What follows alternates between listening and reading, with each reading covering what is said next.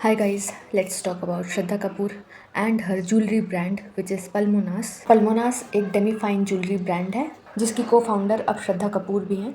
पल्मोनास की एक loyal customer थी श्रद्धा कपूर, फिर उसके बाद में ओनर्स थे पल्मोनास के, उन्होंने रीच आउट किया श्रद्धा को to invest in their brand and become a cofounder. श्रद्धा के पास में 21% शेयर्स हैं, पल्लवी के पास में 50% शेयर्स हैं और उनके हस्बैंड के पास में 29% शेयर्स हैं। ये जो ज्वेलरी है ये एक तरीके से आर्टिफिशियल ज्वेलरी है जिसके ऊपर आप गोल्ड प्लेटिंग कर देते हैं और वो काफी टाइम तक चल जाती है। और आर्टिफिशियल ज्वेलरी की तरह वो बाकी स्किन के पसीने से या फिर पानी से स्किन के साथ में रिएक्ट नहीं करती है और एलर्जी नहीं क्रिएट करती स्किन के ऊपर। और जैसे अगर आप आर्टिफिशियल ब्रांड खरीदते हैं तो उसमें काफ़ी ज़्यादा अगर पसीना आता है या फिर पानी से टच होता है तो वो अपना कलर छोड़ देता है जिससे रिएक्शंस होने शुरू हो जाता है और स्किन के ऊपर एलर्जी होना शुरू हो जाती है। तो पल्मोनास इसी प्रॉब्लम को सॉल्व करते हुए ब्रांड बनाता है जहाँ पे पल्मोनास की ज्वेलरी है वो गोल्ड प्लेटेड होती है जो कि गोल्ड की तरह दिखता है और आपकी स्किन के साथ में रिएक्ट भी नहीं करेगा और सस्ता भी है। तो जो पल्मोनास के जो कॉम्पिटिटर्स हैं वो हैं जीवा और जोया भी शायद है, तो टाटा का एक सब प्रोडक्ट है। तो अब श्रद्धा कपूर पल्मोनास ब्रांड की ब्रांड एम्बेसडर भी हैं और को फाउंडर भी हैं। और जब भी कोई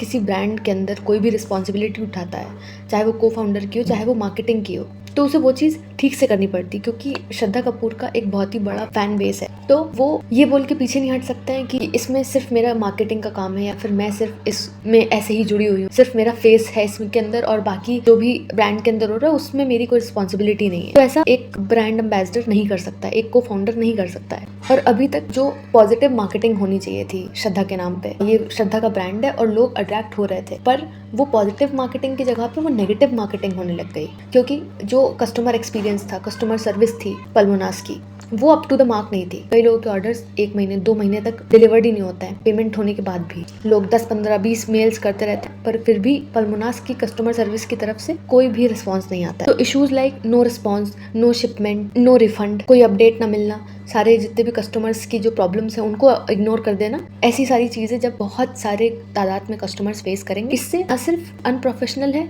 इससे ना सिर्फ ब्रांड के ऊपर फ़र्क पड़ेगा, नेगेटिव इम्पैक्ट पड़ेगा, इससे श्रद्धा कपूर की ब्रांड वैल्यू के ऊपर भी नेगेटिव इम्पैक्ट पड़ेगा। तो अभी रिसेंटली पल्मोनास ब्रांड गया था शार्क टैंक में और शार्क टैंक पे इनकी पिच के बाद में सबसे ज़्यादा वैलिड क्वेश्चंस अगर किसी ने पूछे थे वो पूछे थे कुणाल ने और विनीता ने, जिन क्वेश्चंस के सही से जवाब पल्लवी हैं वो क्लियरली तो नहीं दे पाई। नमिता ने बहुत ही जल्दी उन लोगों को डील दे दी थी, वो भी 1% रॉयल्टी के साथ में, क्योंकि उन्हें पता था कि अगर इस ब्रांड में वो इन्वेस्ट करेंगी तो उनका जो पैसा है वो 1 साल में ही रिकवर हो जाएगा और इसमें कोई भी रिस्क है भी नहीं, और जो पैसा रिकवर होगा वो दोबारा से वो इन्वेस्ट कर सकती हैं उसी में। नमिता किसी भी ब्रांड में आंखें बंद करके इन्वेस्ट कर लेती हैं, जैसे कि उन्होंने कॉस्मिक्स में किया था, क्योंकि जो कॉस्मिक्स की जो कस्टमर सर्विस थी, कस्टमर सपोर्ट था, वो भी 0 था और जो पल्मोनास का कस्टमर सपोर्ट है वो भी 0 है। सिर्फ एक सोशल मीडिया मार्केटिंग के चलते पल्मोनास भी काम करता है और कॉस्मिक्स भी काम करता है। और इस वाले एपिसोड में पल्मोनास के लिए नमिता के पास में कोई क्वेश्चंस नहीं थे। अभी यही कोई एक रूरल बैकग्राउंड से एक इंसान आएगा और अपने ब्रांड को पिच करेगा तो नमिता के पास ढेरों क्वेश्चंस होंगे, ढेरों उनके पास में पॉइंट्स होंगे पॉइंट आउट करने के लिए। पर यहाँ पे पल्मोनास की जब बारी आई तो उन्हें पता था कि श्रद्धा कपूर का ब्रांड है, ऑलरेडी बहुत ज़्यादा फेमस है, बहुत जल्दी इसमें से पैसे रिकवर हो सकते हैं, तो उन्होंने बहुत जल्दी इन्वेस्ट कर दिया क्योंकि उन्हें फाउंडर्स पसंद है, क्योंकि उन्हें पता है कि श्रद्धा का ब्रांड है, ऑलरेडी बहुत फेमस है। फेमस किस लिए? अपने और कस्टमर सर्विस की वजह से है, पेंडिंग ऑर्डर्स की वजह से। और पल्मोनास के कंट्रास्ट में और भी बॉलीवुड एक्ट्रेसेस हैं जो अपना ब्रांड्स चलाती हैं, जैसे कटरीना का ब्रांड है वो है के ब्यूटी, प्रियंका का ब्रांड है एनोमली और आलिया भट्ट का ब्रांड है एडेमामा। तो इन ब्रांड्स की तरफ से कस्टमर सर्विस, कस्टमर सपोर्ट बहुत ही अच्छा रहा है, वहाँ ऐसी कोई कंप्लेंट देखने के लिए नहीं मिली है, क्योंकि उन्हें पता है कि उनके ब्रांड से जुड़ी हुई है उनकी खुद की इमेज। उनके ब्रांड के ऊपर अगर नेगेटिव इम्पैक्ट पड़ेगा तो उनकी इमेज के ऊपर भी नेगेटिव इम्पैक्ट पड़ेगा। और मेरी ये पर्सनल ओपिनियन भी है कि अगर इसको गोल्ड प्लेटेड ज्वेलरी बोल करके बेचा भी जा रहा है और आपसे 2-3 हज़ार रुपए लिए भी जा रहे हैं, पर है तो आखिरी में ये आर्टिफिशियल ज्वेलरी ही, तो ऐसी jewelleries, gold plated, silver plated jewelleries खरीदने से बेटर है कि आप कुछ टाइम के लिए अपने पैसे बचा लें, लगभग साल भर के लिए। जितना पैसा आप उसमें बचा लेंगे तो आप अपने लिए एक गोल्ड की ज्वेलरी आप खरीद के रख सकते हैं, क्योंकि ऐसी ज्वेलरी जो पल्मोनास, जीवा या फिर और भी बहुत सारे ब्रांड्स हैं, मैं किसी को हेट नहीं देना चाह रही हूँ, पर ऐसी बहुत सारी ज्वेलरी आपको लोकल मार्केट में बहुत कम प्राइसेस में मिल जाएगी। और अगर आपको चाहिए कि आप डिज़ाइन से अपडेटेड रहें, आप लेटेस्ट डिज़ाइन पहने, तो आप लोकल मार्केट से जाकर के खरीद सकते हैं। वहाँ पे बहुत ही ज़्यादा चीप रेट्स में मिल जाएंगे। 2000 आपको स्पेंड करने की ज़रूरत भी नहीं पड़ेगी और आपको बिल्कुल लेटेस्ट डिज़ाइन मिल जाएंगे, क्योंकि वो सिर्फ बोल के बेचा जा रहा है कि gold polished gold plated jewellery है तो नहीं ना गोल्ड की। तो 2500 रुपये किस बात का। 2500 रुपये में आप और ज़्यादा सेव करके अपने लिए रियल गोल्ड ले सकते हैं या वो मेटल ले सकते हैं जो आपको सच में पसंद है, क्योंकि कई बार ऐसा भी होता है कि गोल्ड पहनना सेफ नहीं होता है, तो आप उस चीज़ में इन्वेस्ट कर सकते हैं जो शायद ज़्यादा आपके लिए वैल्यूएबल है। पहन तो आप गोल्ड प्लेटेड ही रहे ना, पैसे तो उसमें आपके जा ही रहे हैं ना। एक मिडिल क्लास इंसान अगर 2500 रुपये 3000 रुपये खर्च कर रहा है एक ज्वेलरी के ऊपर जो कि गोल्ड है भी नहीं, तो ये तो डिल्यूजन में रहने वाली बात है कि लग भी रहा है गोल्ड का और है भी नहीं गोल्ड का। अब बात करते हैं श्रद्धा कपूर की या श्रद्धा कपूर के पीआर की, क्योंकि कितनी भी एवरेज मूवी श्रद्धा कपूर कर लें, कितनी भी एवरेज परफॉर्मेंस श्रद्धा कपूर दे दें, पर उनकी पीआर के हिसाब से Shraddha Kapoor is a goddess. Shraddha Kapoor is the finest actress in Bollywood. Shraddha Kapoor is a superstar. Shraddha Kapoor is set to shatter glass ceiling at the box office with Stree 2. Shraddha Kapoor is a solid lady superstar. मतलब स्त्री 2 में श्रद्धा कपूर के साथ और 3 लोग भी थे, राजकुमार राव, अभिषेक बनर्जी, अपार शक्ति खुराना, पंकज त्रिपाठी। इन लोगों के सामने मुझे नहीं लगता कि स्त्री 2 में श्रद्धा कपूर की परफॉर्मेंस इतनी भी ज़्यादा रिलेटेबल थी, इतनी भी ज़्यादा याद करने लायक थी। पर according to her PR Shraddha is a lady superstar. उन्हीं की वजह से जो सारी फिल्में हैं पैसे कमाती हैं, उन्हीं की वजह से हर चीज़ होती है, उन्हीं की वजह से बॉक्स ऑफिस पे कलेक्शन होता है, बॉलीवुड इंडस्ट्री चल रही है।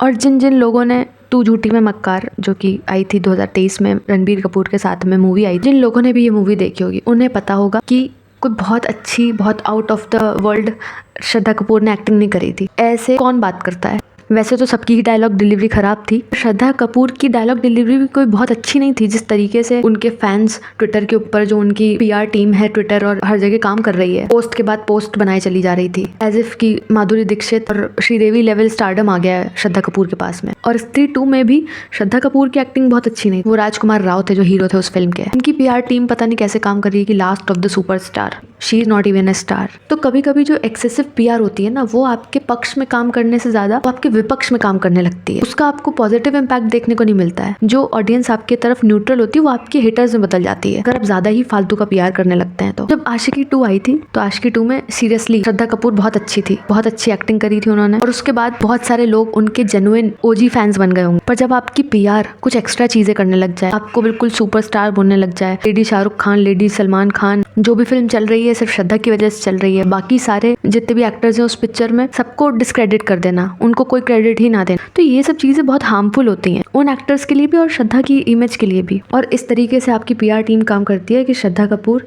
बहुत ही इनोसेंट है, बॉलीवुड में विक्टिम है, बहुत ही ज़्यादा रिलेटेबल है, बहुत ही ज़्यादा डाउन टू अर्थ है। वैसे ही लोग उन्हें पल्मोनास के ब्रांड इश्यूज के बारे में डिफेंड करने लगते हैं, that Shraddha Kapoor is a goddess, वो कुछ गलत कर ही नहीं सकती हैं। अपनी इमेज ऐसे बना लेना कि she is a very relatable human being, that she is a foodie. उनको नेपो किड होने का कभी कोई बेनिफिट मिला ही नहीं है। तो आज की डेट में कोई अपनी रियल पर्सनैलिटी नहीं दिखाएगा सोशल मीडिया पे कि वो कैसा है। हर कोई हम्बल हो जाएगा, हर कोई डाउन टू अर्थ हो जाएगा, हर कोई इनोसेंट हो जाएगा। सबके अपने अपने फ्लॉज होते हैं और वो फ्लॉज कोई दिखाएगा ही नहीं। उसी रिलेटेबल इमेज को, उसी down to earth humble image को यूज करके श्रद्धा अपना ब्रांड प्रमोट कर रही है। उसमें कोई दो राय नहीं है, उसमें कोई गलत खामी भी नहीं है। पर जब कोई एक्ट्रेस सेलिब्रिटी फेक करना स्टार्ट कर देता है तो दिक्कत वहाँ पे आती है। वहाँ पे लोगों को समझ में नहीं आता है कि इज शी रियल और इज शी फेक, जहाँ पे आप दूसरे लोगों का क्रेडिट चुराने लग जाते हैं जबरदस्ती। सबको पता है कि राजकुमार राव की बहुत ही बढ़िया एक्टिंग थी स्त्री 2 में, फिर भी आप उनसे उनका क्रेडिट छीन रहे हैं। वो बॉलीवुड से नहीं बिलोंग करते हैं, फिर भी वो अपनी मेहनत से काम कर रहे हैं ना, मेहनत करके अपनी परफॉर्मेंस शोकेस कर रहे हैं, उनसे भी आप क्रेडिट छीन रहे हैं। तो आशिकी 2 से लेकर के 2020 तक बहुत ही ज़्यादा शायद अंडररेटेड थी